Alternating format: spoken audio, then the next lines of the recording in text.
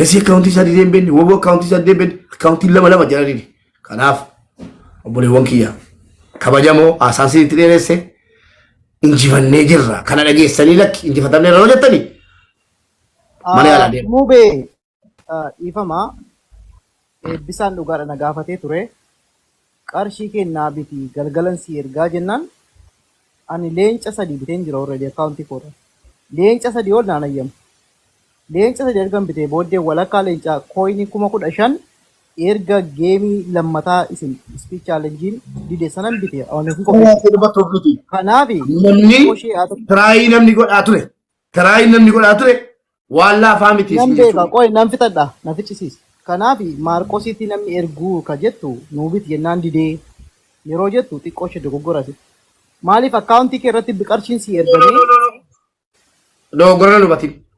dogoggorna dubatiin si'ituun ta'in akkaawuntiin kee akka bituu hin dandeenye dubbatti dhiifama yoo dogoggore loo akkasitti maa hubachuu qabnu saatii ana keessa. Kanaaf I try my best ani karaa koo waan danda'u godheera dhiifama. Walumaa galatti jaallatanis jibbitanis moonee jirra. Akkaataa nuti taphannetu dogoggora malee dhugaa wanni godhame sun tokkoffaa geemii jalqabaarratti dogoggorree lammattaarratti hin dogoggorame sun rakkina hin qabu. So atammayyuu taanaan mo'ataadha waan taateef xiqqoo ishee iddoon amma namoonni baay'een fiisin koomatis jechaa jiru sirraan bareedu dhiisii atamma mo'ataadha bakka. Kana qofaa miti harrayyuu hojii guddaa hojjenne geemii kee booddee waan guddaatu hojjetame ati kana gammaduu qabda.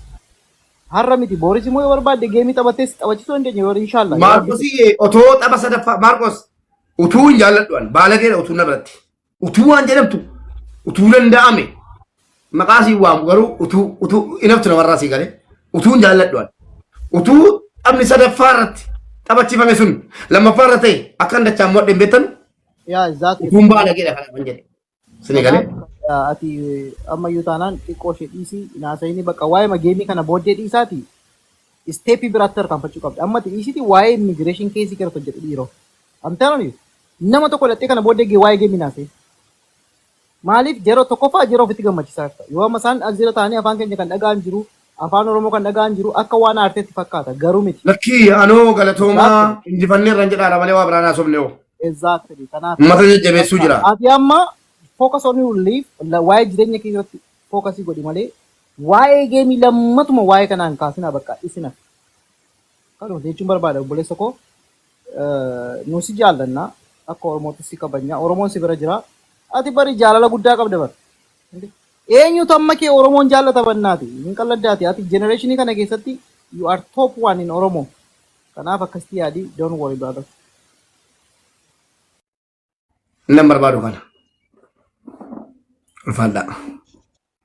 Hundi keessanuu galatoomaan isin ibsu galatoomaa wanti galatoodhamaadhaa olii yoo jiraate tuun beekee jedhee viidiyoo jedhe lafa isinii karaa baay'isee viidiyoo sana duwit sheer godhaa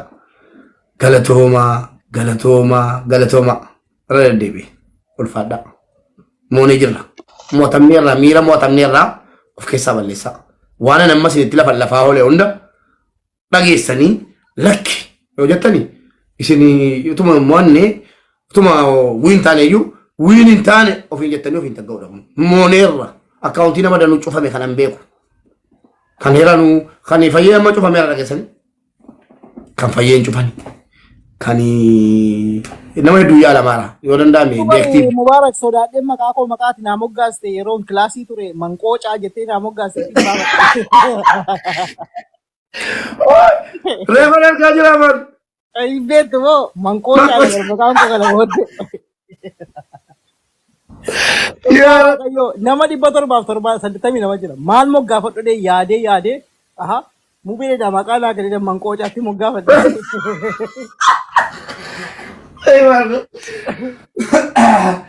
Wayyo. Reefan argaa jira man footoo keetii si ilaala malee. Maqaa kana barsiitu naa kenne. Kaleessa tokko Maarqos jedhee dhufe taa'aram gastiirra ijoolleen kiitii kennaaru.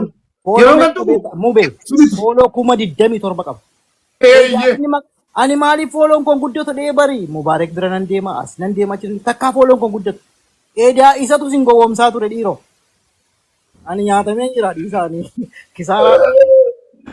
الله الله الله الله هيروكو اغا واسين جنون قبل غلطون الفادو نمتكو بديو في تيمورينا نمتكو بديو في تيمورينا نرى اوفن كسني نمتكو والله أولمون أبدا نرى اوفن كسني وانا ما مثلا عندهم فيديو ورا بنسني قديسه وان ترتون انا غمدا ابدا ملكوم نرا قبطي برادر بلا وادو سيتيمو قبطي برادر بيفو يسنيرا برا جالل امني اورمو ناقبو كدرانيرا بايله نماتين دبليرا لما نما كو فرتمي جادو فيدي لما نبايسا نما كو دبنا جدا ماليف جدا ماليف كان غوتينا جچوم مال